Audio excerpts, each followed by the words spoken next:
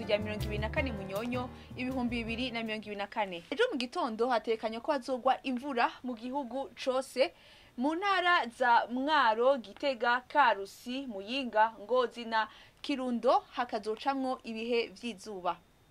Ahazobakanye kurusha handi akazo ari mu ntara za Mwaro na Kayanza aho ibipimo byo kuri °C 13.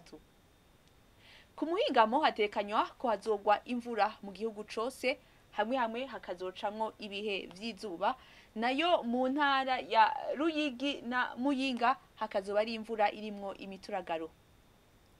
Ibipimo vy'ubushuhe biri hejuru kurusha handi bikazokibonekeza mu ntara ya Ngozi aho byo kuri °C 28. Ejo mu gitondo hatekanywa ko izuba rizoseruka isa 12 zibura iminota 20 rirenge isa 12 zibura iminota 2 zo ku mugoroba. Akaba ari ngagarukiye amakuru atekanya ikirere yo kuri w'Imana mwateguriwe n'ikigo kijejwe ibirere ca Ijebu yari Fiona Tsoginka yabashikirije na